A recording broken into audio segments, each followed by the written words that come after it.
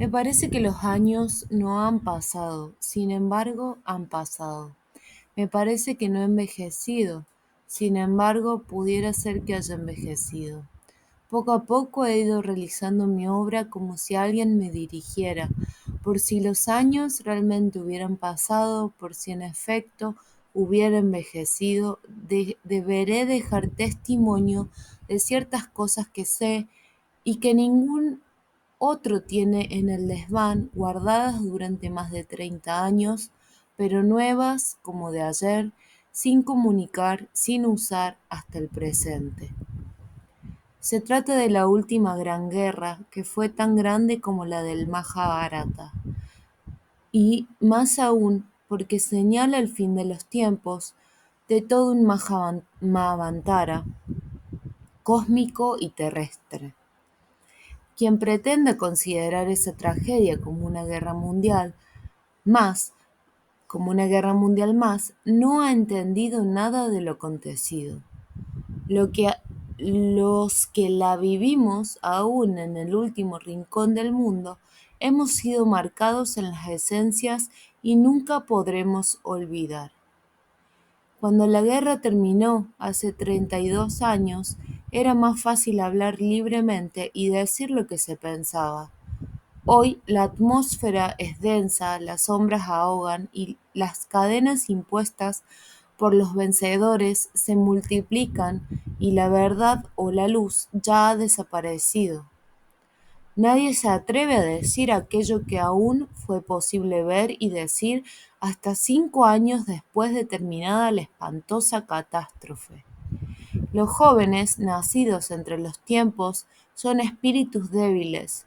Les gusta ser llamados hijos de Acuario, amasados, ablandados, no por las aguas de Acuario precisamente. Puestos al margen por la educación dirigida, por la propaganda, por la información mediatizada y por la droga, el amor universal, las flores, la música del final de la Lemuria o por un terrorismo sin grandeza, sin Olimpo, sin luz de dioses. Sin más allá de las conciencias diurnas, en el inconsciente o en un superconsciente colectivo, pudiera aún captarse a un reflejo de verdad heroica y viril, en medio de tanta insidiosa propaganda y literatura comprometida con el demonio de la estupidez. Para los que sean capaces de ese esfuerzo, voy a hilvanar estas páginas. Y para, y para los excombatientes, mis camaradas, prisioneros y torturados en todos los Cáucasos del mundo. Mi revelación no será anticuada, aun cuando haya permanecido oculta en un desván viejo de más de 30 años, porque la guerra no ha llegado a su fin y porque hacia adelante no hay más tiempo, solo lo hay hacia adentro, hacia arriba o hacia abajo. Únicamente habrá tiempo en la comprensión de lo acontecido y el hecho mismo de que hoy sea más difícil hablar que ayer y que el miedo del vencedor vaya siempre en aumento, prueba que nada ha terminado y que todo está pendiente como antes de que sucediera, y ello por las razones que aquí revelaremos. Hitler, un iniciado. En Ni ma, ni por mar, ni por tierra, y en la serpiente del paraíso, he contado cómo llegué a encontrarme con mi maestro y fui iniciado. No insistiré en el tema, básteme decir que jamás he dejado el sendero, aunque siguiéndolo a mi manera, en medio de muchas dificultades, debiendo sobrevivir en lucha continua conmigo mismo.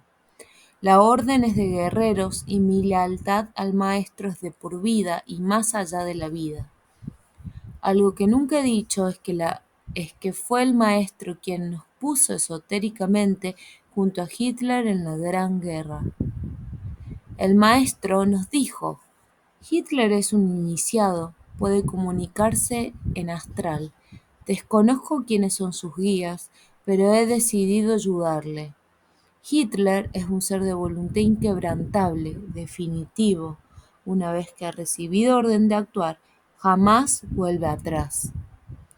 he estado en comunicación con él.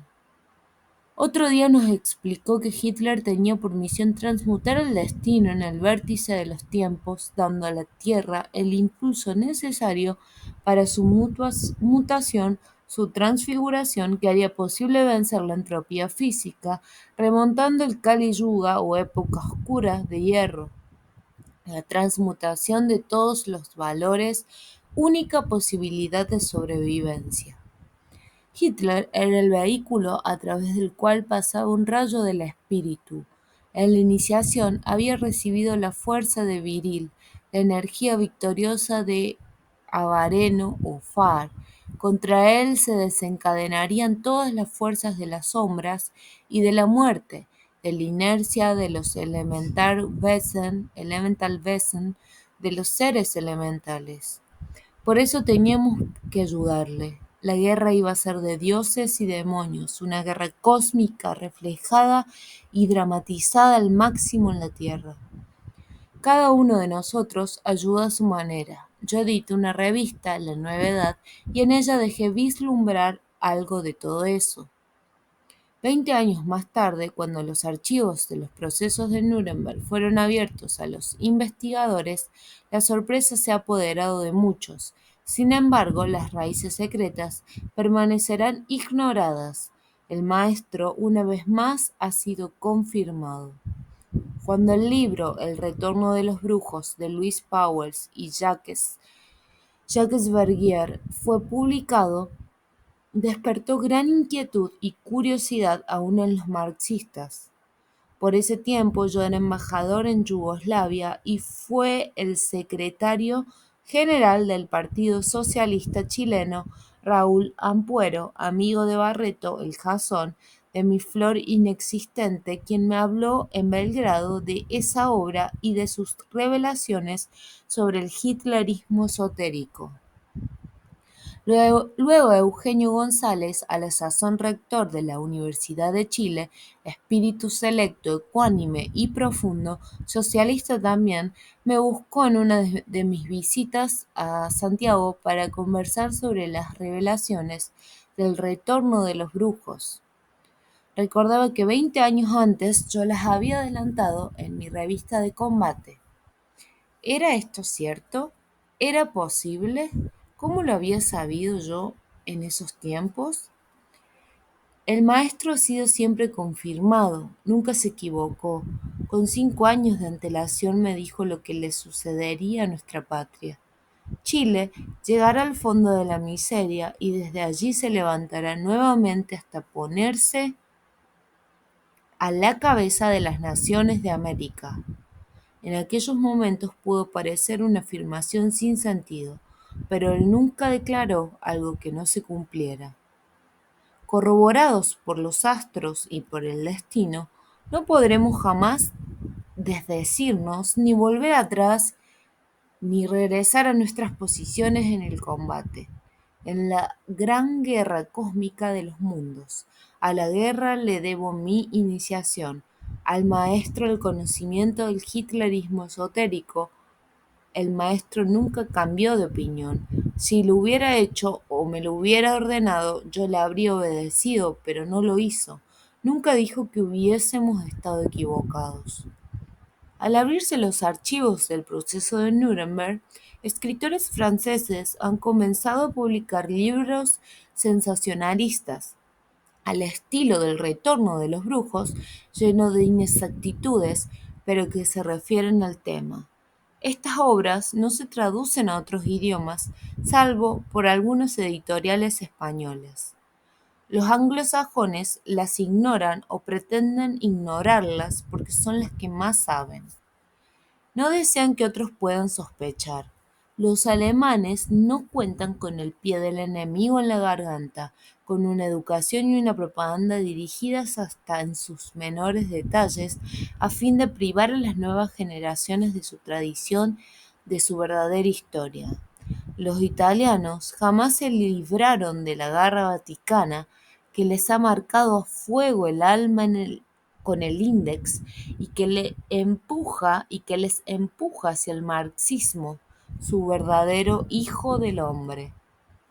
Por esto, porque no se publica ni se transmite universalmente lo publicado, anexaremos a este libro una extensa bibliografía con las obras que tratan del tema, escritas en su mayoría con intención aviesa, por enemigos declarados del hitlerismo, pero que no pueden dejar de mostrar, pese a todo, su enorme desconcierto, su fascinación y terror ante lo que definen como socialismo mágico, realismo mágico.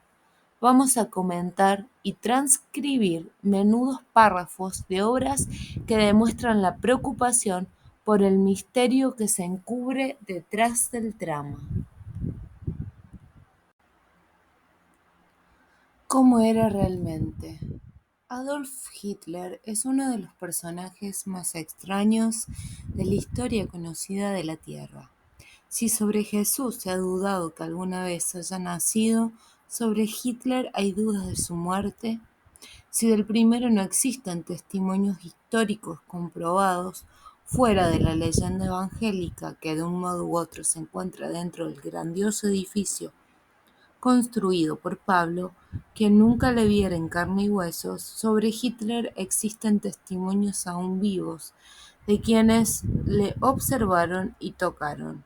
Además, hay millones que pudieron contemplarle en el cine, admirándose de su extrañísima apariencia, de su imagen desconectada como de otro planeta.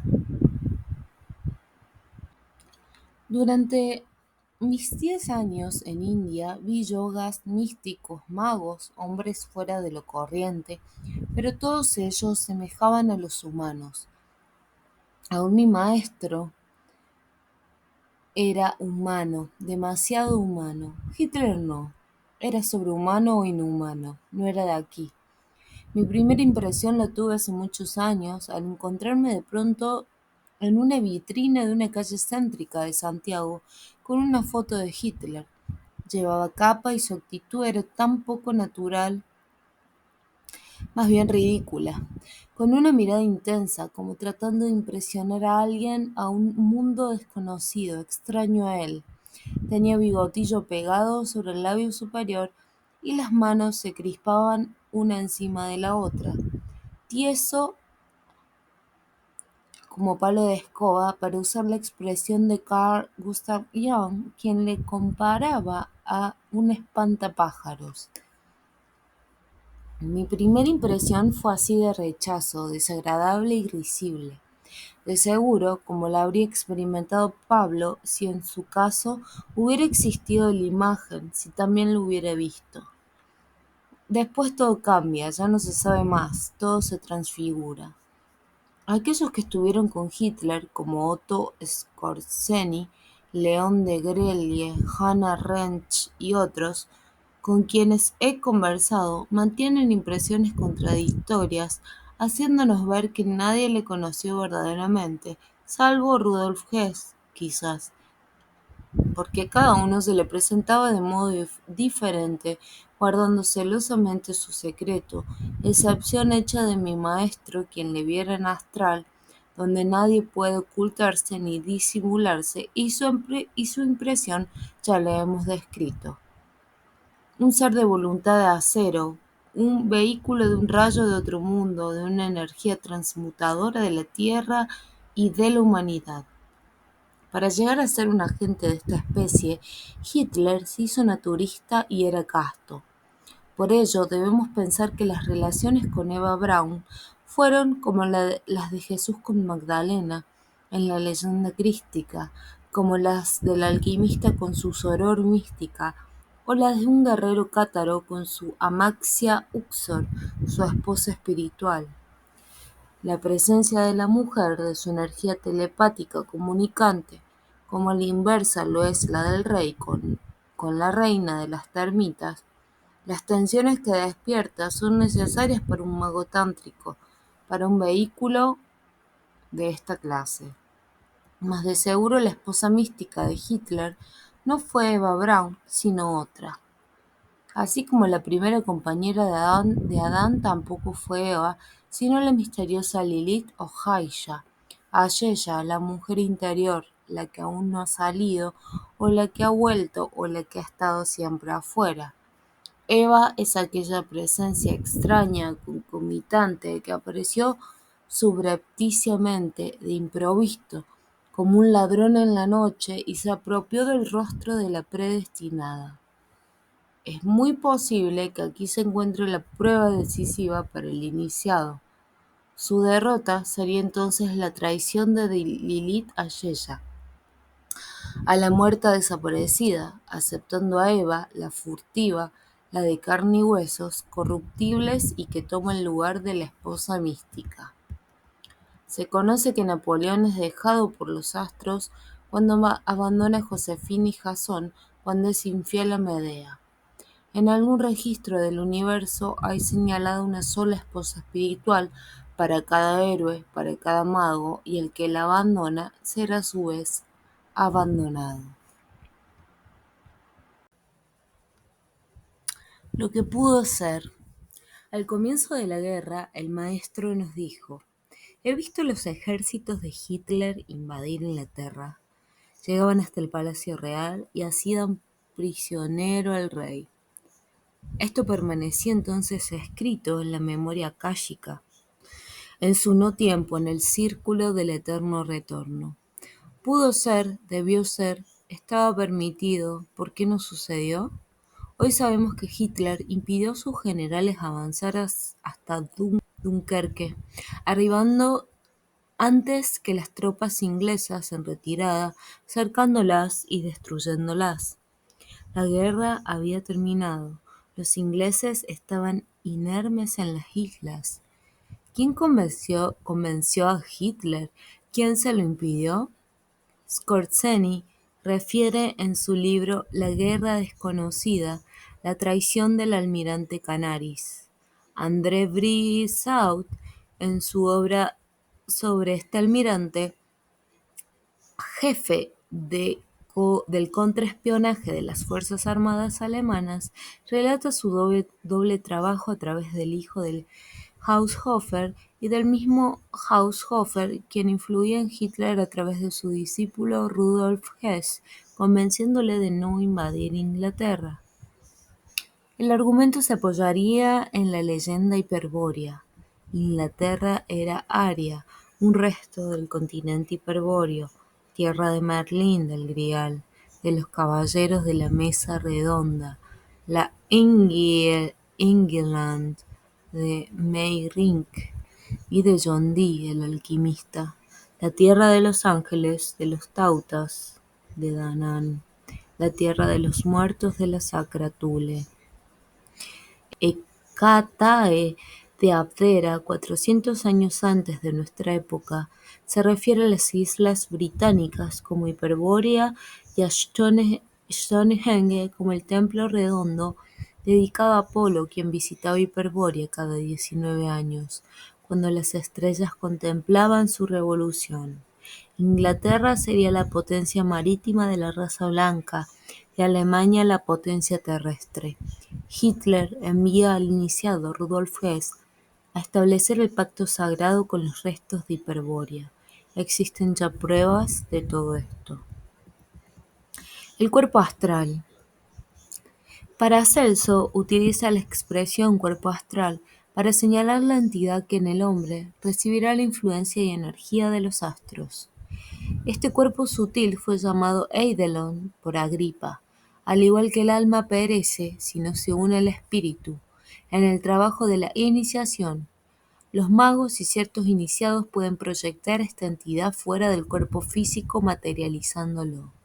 Los tántricos llaman a este cuerpo Lingasarira y los Sankhyas Sushnasarira. René Guénon dice que el hombre habría sido creado en varios mundos a la vez. Habla de vidas paralelas, además de mundos paralelos, de racimos de vidas instantáneas que se estarían viviendo al mismo tiempo, aun cuando por lo general somos conscientes de una sola. Los tulkus las vivirían todas conscientemente. Más adelante nos referiremos a la doctrina tibetana del tulku. Para el hombre corriente, las secuencias de la conciencia serían la reencarnación y también el anillo del eterno retorno, la vida y la muerte. Para el tulku no, está en todas partes a la vez, conscientemente en todos los mundos paralelos. El maestro veía a Hitler en cuerpo astral, como hemos dicho. Hitler lo veía también. Un día me contó: fui muy alto, a la cima de una montaña donde hay una casa de piedra. Dentro, mirando con un catalejo a través del vidrio del ventanal, estaba Hitler. Me vio llegar y me hizo señas con una mano para que me alejara. Viajero, sigue tu camino, me dijo. Otro día, el maestro me reveló el hecho quizás más extraordinario y que debería marcar el momento definitivo del drama. Me vi de pronto frente a Hitler, me explicó. Estaba muy cerca de manera que tenía su rostro frente al mío. Agitando el índice de mi mano derecha casi rozándole, le decía en tono energético: usted llegará hasta la reivindicación de sus colonias y no dará un paso atrás. Esto último se lo repetía. Y no dará un paso más. Eran los tiempos en que Hitler había vencido a Francia, invadido los países nórdicos y detenido sus ejércitos al borde del Canal de la Mancha y de los Pirineos, tratando de conseguir inútilmente de Franco, que participaba de la traición de Canaris, el paso hacia Gibraltar. Con mi maestro meditábamos sobre el significado de la admonición. Me parecía absurda la referencia a colonias al nivel de un tema tan trascendental. Muy pronto la incógnita sería despejada. Rudolf Hess voló a Inglaterra, Hitler atacó a Rusia. Sobre el increíble vuelo de Hess, hoy sabemos que ofreció el retiro de Alemania de todos los territorios ocupados al oeste, la preservación del Imperio inglés y de su potencia marítima. Pedía solo la devolución a Alemania de sus antiguas colonias africanas. Se preparaba la gran cruzada hacia el este, el retorno a Asgard, a Thule, a la patria primigenia, yendo a través del paraíso de los Haces, del Cáucaso, el gran circuito polar de la esvástica dextrogira, el símbolo del retorno a la época solar y del fin de la involución del Kali Yuga.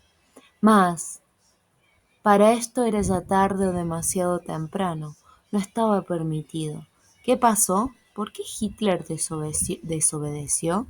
Una vez que consulté a Skorzeny sobre la decisión del ataque a Rusia, para él no cabían dudas, era inevitable y necesario, estaba de acuerdo con la temática del nazismo.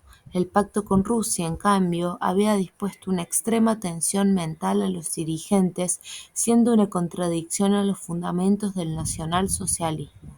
Esto era evidente para el Führer. Sin duda, pero insisto, era demasiado tarde o demasiado temprano. Tarde porque no se invadió en la Inglaterra, temprano porque no se podía combatir en dos frentes, lo que también venía a ser una contradicción con principios declarados, siempre que se deseara ganar físicamente la guerra. Sueño con Stalin. La noche de la invasión a Rusia, tuve un sueño, casi una visión. Vi a Stalin asomado a un balcón. Abajo, en una plaza, se agrupaba una muchedumbre. Stalin hacía un gesto con su mano, como un sacerdote o guía abatido, temeroso del futuro. Vacilaba. Este sueño me impresionó. 2 veces he soñado con Stalin durante la guerra. La segunda fue casi al final. Le veía consultando con sus ayudantes archivos sobre la organización del Vaticano. Un hecho que nunca se menciona es que, siendo seminarista, Stalin vivió por un tiempo en Roma con los jesuitas. Siempre los jesuitas. También Weishaupt, fundador de los Iluminados de Baviera, estudió con los jesuitas. Los Iluminados tuvieron gran influencia en Lenin. Sus tácticas y principios son aplicados en la Revolución Rusa. Me sucede en ciertas ocasiones que no necesito ver los hechos ni estar presente para saber cómo han sucedido. En relación con el tema de la guerra, recuerdo que poco después del ataque a Rusia me encontré en la calle con mi tío, el poeta Vicente Huidobro. Caminamos un trecho juntos y el argumento de nuestra conversación recayó inevitablemente en el conflicto. Él estaba contra Hitler. Con la vehemencia que le caracterizaba, se detuvo un trecho para decirme: Hitler es el único que no sabe que ha perdido irremisiblemente la guerra. Y había tal convicción en sus palabras que tuve la certeza de que él venía de algún sitio donde se lo habían asegurado, porque ya lo sabían. Y fue como si yo hubiera estado allí y hubiera escuchado también. Se trataba de una logia masónica donde se le explicaría que el pacto mundial contra Hitler se había sellado y todos los resortes en manos del judaísmo en este mundo y en los otros entraban a funcionar fatalmente, irreversiblemente. Incluían la masonería internacional, las iglesias católicas y protestantes, los rotarios, la Cruz Roja, el socialismo, el comunismo, todo el mundo democrático y el gran capital y el gran capital. Hitler estaba perdido, el frente del enemigo era gigantesco, invencible, dirigido además por fuerzas extraterrestres, por el príncipe de la esclavitud y de las sombras. Años antes Vicente Huidobro me había insinuado entrar a la masonería. En su peculiar manera de expresarse me ofreció: si te portas bien, Miguel, te llevaré donde te darán el triunfo. Sin que me lo explicara, también supe de lo que se trataba. Curioso, curioso, porque Huidobro era un espíritu rebelde, de un orgullo casi satánico que no obedecía órdenes, ni necesitaba ayuda de esa especie. Intentó así cambiar su registro cósmico, el de su sangre, y esto se paga con la muerte del espíritu de la raza. ¿Será algo semejante a lo que le sucedió a Hitler al desobedecer? Intentó un cambio en la dirección de un astro, entrando a depender del otro, del cual no provenía, el de tibetanos o japoneses del que no caía el rayo que por él pasaba, o bien Medea lo había abandonado y ya no podía conquistar el vellocinio de oro en las cimas del Cáucaso. Un misterio está hoy impenetrable en la relación del hitlerismo con el Tíbet, con la Mongolia y con una India que no es la que corrientemente se conoce, una India anterior subterránea. Los caballeros teutones y los varones bálticos, Rosenberg era un báltico, trataron de seguir el camino del retorno de la esvástica dextrogira, como el barón Unger von Sternberg, de quien nos habla Ossendowski en Bestias, hombres y dioses, y también el conde de Kaiserling, otro báltico, en varios de sus libros. En 1926 se establecen en Múnich y Berlín colonias tibetanas e hindúes. En la última batalla de Berlín, tibetanos e hindúes luchan junto a los SS. Se afirma que las revelaciones sobre judíos y gitanos vienen del Tíbet. Es posible que tibetanos y mongoles estuvieran a cargo como guardianes en la superficie terrestre de las entradas al mundo subterráneo de Agarthy y Shambhala, refugio de los grandes guías hiperbóreos. En verdad, Shambhala es Kambala, KBL, centro del hitlerismo esotérico. Su entrada estuvo en Shigatse o por Xiangtze. Mis investigaciones me han llevado a creer que por allí se encontraba también nuestro centro. Entonces las relaciones del hitlerismo no eran directamente con los tibetanos o con los mongoles, sino indirectamente mientras estos le facilitaban el contacto, el paso y los mensajes físicos con los hiperbóreos del mundo sumergido. Aquellos eran sus servidores, fieles, guardando los puntos mágicos de acceso. Espero que allí no se haya producido una confusión provocada, pasándose mensajes falsos, adulterados. En todo caso, tibetanos y mongoles son hoy esclavos de potencias sombrías del mundo externo, tras la pérdida por el hitlerismo de una etapa de la Gran Guerra. Alguna razón profunda habrá en ello.